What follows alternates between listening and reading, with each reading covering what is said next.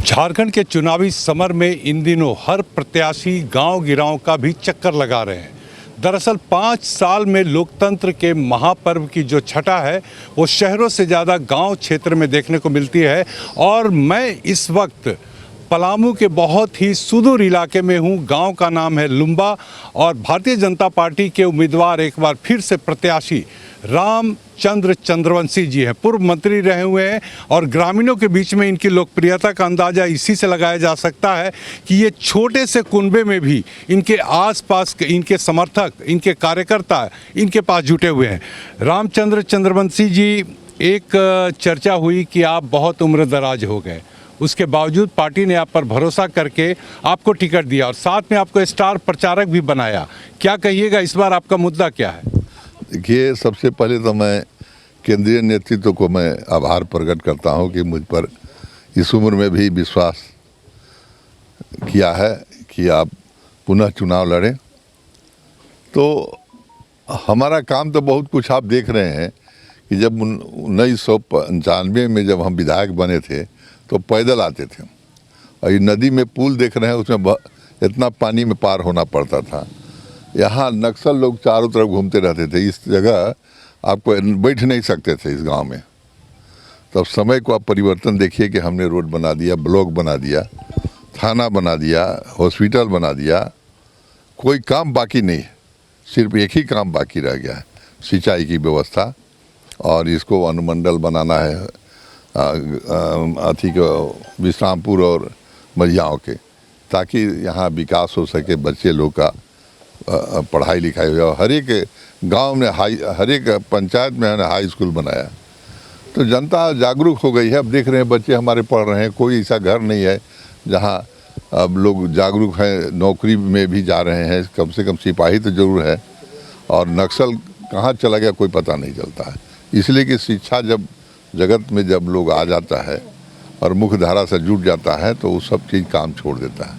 तो हम खुश हैं कि हमारा क्षेत्र का विकास हुआ, और यही कारण है कि हमको जो है विपक्ष में रहते हुए भी फर्स्ट प्राइज़ मिला।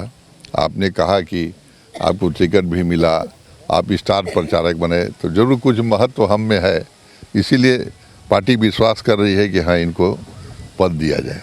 बिल्कुल बड़ी बात है कि रामचंद्र चंद्रवंशी इस बात को मानते हैं कि जो क्षेत्र में विकास हुआ है वो सब कोई देख रहे हैं। लेकिन बड़ी बात है, इन्होंने अपने मुंह से एक बात कही कि यहाँ सिंचाई की सुविधाओं का अभाव है। पलामू पूरा जोन अगर कहा जाए तो ड्राउट जोन में माना जाता है और केंद्र सरकार से लेकर राज्य सरकार तक यहाँ जो खेतों में सिंचाई की सुविधा हो उसको भी उपलब्ध कराने में नाकामयाब रही है। लेकिन आप लोगों ने सुना होगा हमारे समाचार प्लस के चैनल पर बाबूलाल मरांडी को कल मैंने इंटरव्यू किया और बाबूलाल मरांडी जी भी इस बात को मानते रहे कि जिस तरीके से झारखंड में जो विकास होना चाहिए और ये 5 साल के कार्यकाल में जो हेमंत सोरेन की सरकार रही, इसमें केवल लूट खसोट चूंकि पलामू इलाके से हैं रामचंद्र चंद्रवंशी, इनसे जानना चाहेंगे कि हेमंत सोरेन के 5 साल के कार्यकाल को आप कितना मार्क्स देना चाहिएगा और आपके पास आपकी क्या प्राथमिकताएं हैं इस बार? देखिए, एक चीज़ मैं बताना चाहता हूं कि जब तक हम सरकार में हम थे 5 साल, हम स्वास्थ्य मंत्री थे, उसकी व्यवस्था जो हम किए थे वो भी नहीं कर पाया। देख रहे हैं स्कूल कॉलेज, जितना जो आपका मेडिकल कॉलेज है, आज तक कहीं हॉस्पिटल में न दवा है न प्रोफेसर हैं। माने दुर्दशा हो गया है। जहाँ तक हम छोड़े हुए हैं वहीं तक है। लेकिन चंद्रवंशी जी, प्राइवेट मेडिकल कॉलेजेस के लिए सरकार के पास बहुत सारी योजनाएं हैं। आप चूंकि स्वास्थ्य मंत्री रहे हैं तो ये बताइए कि आखिर वो कौन सा कारण रहा कि जिसके चलते जो वर्तमान हेमंत सोरेन की सरकार है मेडिकल कॉलेजेस को लाने में विफल रही, चूंकि आपका भी अपना मेडिकल कॉलेज है। बात यह है ना, ये काम पर तो ध्यान नहीं है, खाली पैसा पर इन लोगों का ध्यान है। आप देखिए, यहीं ब्लॉक है, अंचल है, 3 महीना पर कहीं वीडियो बदली होता है सीओ।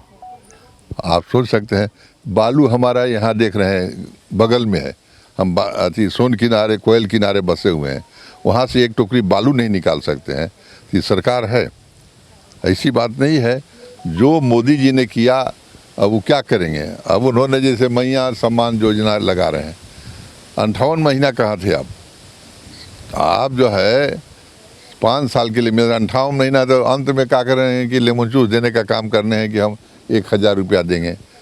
अब तो इनकी सरकारें ने तो कहाँ से देंगे, इसलिए हम लोगों ने पंच प्रण जो लिए हैं, हमारी पार्टी जो ली है, उसमें देखिए कि गोगो योजना के तहत हमने घरे घर जो है सब फार्म भरा है और जनवरी में हर एक महिला के जो 15 साल के है और 59 साल के, उसको खाता में 2100 रुपये आना शुरू हो जाएगा मोदी जी का यह प्रण। नहीं, आपका पंच प्रण तो है, लेकिन बड़ी बात यह है कि अभी आप वैसी योजनाओं को बता रहे हैं जो आप सत्ता में आएंगे। अगर सत्ता में नहीं आएंगे तो आपकी योजनाएं फिर धरातल पर उतर नहीं पाएंगी। हम सत्ता में आएंगे ही, कोई नहीं रोक सकता है।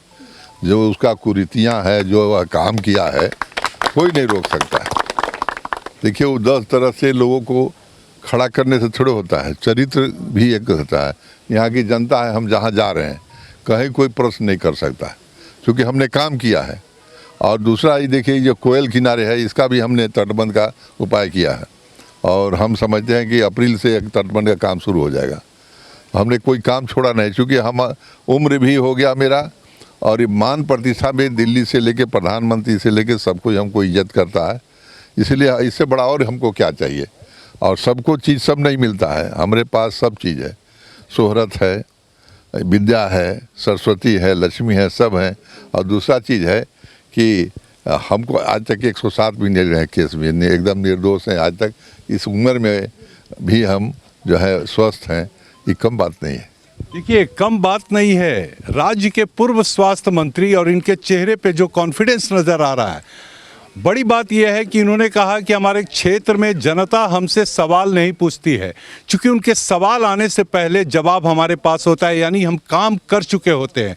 लेकिन चंद्रवंशी जी, आपसे अंतिम सवाल मेरा ये रहेगा कि एनडीए फोल्डर, एनडीए कुनबा एक बार फिर से एकजुट हुआ है। आपके पास नीतीश बाबू का जेडीयू भी साथ में है, रामविलास बाबू का एलजेपी भी साथ में है और आजसू भी। कहा जाता है कि आजसू पिछली बार जब आपसे अलग हुआ तो कम से कम 12 से 14 सीटों का नुकसान आपको हुआ।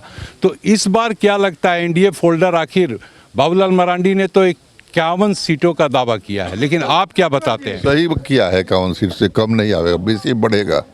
और एक चीज़ बता देते हैं, विकास हुआ है कि जहां आप बैठे हुए हैं, जब आज से 1995 में स्थिति थी कि बच्चे लोग बढ़िया से कपड़ा नहीं पहनते, और आज क्या स्थिति है। हमारा मोदी जी का देन है कि भोजन दे रहे हैं, पैखाना हमारे माँ बहने के दे रहे हैं, पैखाना घर घर में शौचालय हो गया, बिजली की व्यवस्था है, पढ़ाई की व्यवस्था है। स्टाइपेंड से लोग को हमारे यहाँ इंजीनियर बनाया जाता है, पॉलिटेक्निक में पढ़ते हैं, मेडिकल हम लाया है। जो लोग जो है बम्बे और चेन्नई से यहाँ हमारे बच्चे जाते थे पढ़ने, अब वहीं लोग आ रहे हैं विश्रामपुर में। तो बहुत विकास हुआ है और हम खुश इसलिए हैं कि हमारे बच्चे आगे बढ़ रहे हैं, कोई तरह की कोई दिक्कत नहीं है।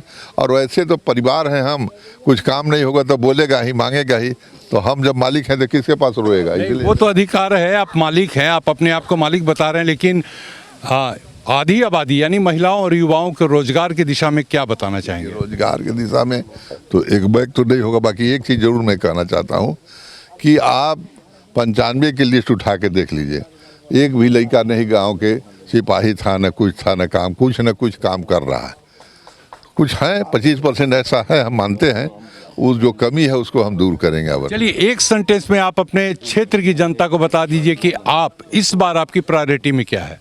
हमने तो बताया कि हम सिंचाई की प्रायोरिटी है और हमारा अनुमंडल की प्रायोरिटी है और देख रहे हैं कि तटबंध की प्रायोरिटी है। 3 चीज़ है। और दूसरा चीज़ मैं जनता से ही कहना चाहता हूँ कि मेरी अंतिम लड़ाई है, मैंने बहुत सेवा किया है। हमारे चूँकि चौकी पर बैठने वाला चौकीदार और ज़मीन में बैठने वाला जमींदारी, जमींदार है, मैं चौकीदार हूँ। चौकीदार के रूप में मैं इनसे यही मांगना चाहता हूँ कि मेरा इज्जत को रखेंगे, क्योंकि मेरा अंतिम लड़ाई है। हाथ जोड़कर उनसे हम प्रार्थना करते हैं कि पुनः जिताने का काम करें। देखिए, क्या बात है, रामचंद्र चंद्रवंशी अपने क्षेत्र में कह रहे हैं कि मैं चौकीदार हूं। प्रधानमंत्री नरेंद्र मोदी कहते हैं कि मैं भारत की जनता का प्रधान सेवक हूं। अब बड़ी बात है, जब इन्होंने कहा तो यहाँ की जनता, इस गांव की जनता ने ताली बजाकर इनके इस वक्तव्य का स्वागत किया।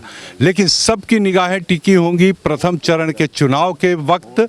और मैं आपसे भी अपील करना चाहूँगा कि जो लोग भी समाचार प्लस देखते हैं, 5 साल में एक बार लोकतंत्र के महापर्व में आपको अपनी भागीदारी सुनिश्चित करने का अवसर मिलता है। इस अवसर को गंवाइएगा मत और सबसे पहले मतदान केंद्र पर पहुंचिएगा। और वो तकिया कलाम तो आप भी जानते हैं कि पहले मतदान फिर जलपान।